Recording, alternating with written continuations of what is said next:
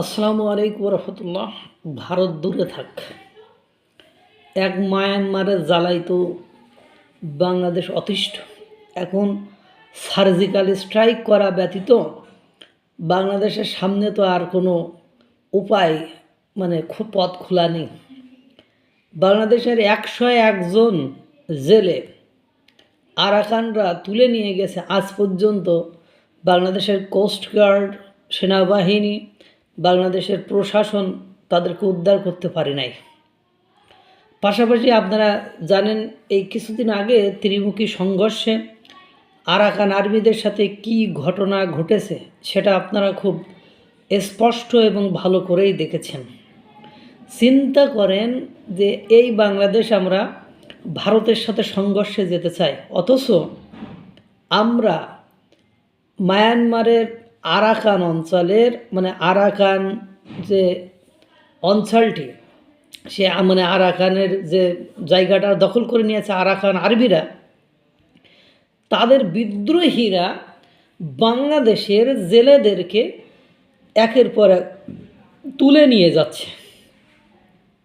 এবং শুধু যে তুলে নিয়ে যাচ্ছে তা কিন্তু নয়, তাদেরকে আজও পর্যন্ত ভারতে আমরা এর আগে জানি ভারতের বাংলাদেশের 57 জনরা কতজনকে জেলেকে তুলে নিয়ে গেছিল, তাদের সাথে কিন্তু আলাপ আলোচনা করে পতাকা বৈঠক কী করে তাদেরকে কিন্তু ভারত ফেরত দিয়েছে। কিন্তু দেখেন 101 জেলেকে, নাপ নদীতে মাছ ধরতে যাওয়া জেলেকে আরাকান আর্মিরা তুলে নিয়ে গেছে, তাদেরকে ফেরত বাংলাদেশ পায় নাই এখনও। পাশাপাশি আপনারা জানেন যে বাংলাদেশের এটা তো জলসীমানার ঘটনা গেল, এবার স্থল সীমানা যেটা মায়ানমারের সাথে রয়েছে সে অঞ্চলে একের পর এক কীভাবে গুলি চালাই তারা, সেটা আপনারা খুব ভালো করেই জানেন যে একের পর এক কীভাবে তারা গুলি চালায়। এবং এই গুলি চালানোর ফলে বাংলাদেশের একটি মেয়ে ইতোমধ্যে এহকাল ত্যাগ করে চলে গিয়েছে, অর্থাৎ পরকালের পথে পাড়ি জমিয়েছে, এটা আপনারা জানেন।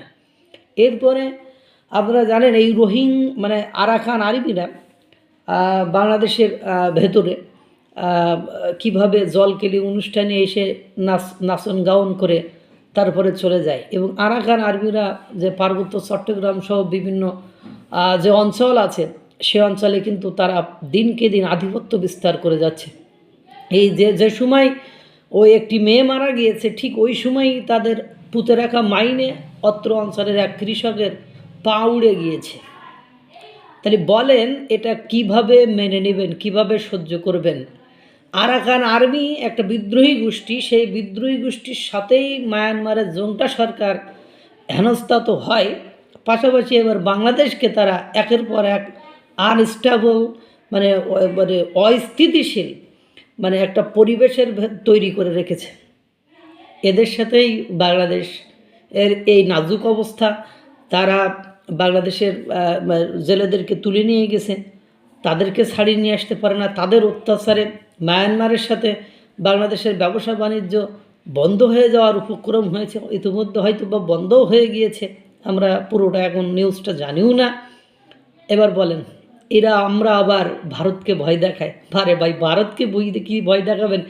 আরাকান আরবিরাই তো আমাদেরকে এমন একটা জায়গা, এমন একটা পরিবেশ, আমাদের দেশের মাদকতা ঢুকিয়ে, অস্ত্র ঢুকিয়ে আমাদের সীমানায় পাবলিককে গুলি করে মাইন পুঁতে মেরে ফেলছে, আমাদের জেলেদেরকে তুলে নিয়ে যাচ্ছে, তাদের সাথেই পারেন না, তাদের সাথেই আমরা পারি না। আর এইসব বিষয় নিয়ে দেখুন কথাও হয় না, ফেলারি নিয়ে এত কথাবার্তা হয়। ওই যে শিশুটি মারা গেল, ওকে নিয়ে দেখছেন কেউই কথা বলে না। এটাই বাস্তবতা, এটাই আমরা আমরা কাকে বন্ধু ভাবি আর কাকে শত্রু ভাবি এটা আমরা বুঝে উঠতে পারি না। আল্লাহ তাআলা সকলকে ভালো রাখুক, সুস্থ রাখুক। আসসালামু আলাইকুম রহমতুল্লাহ।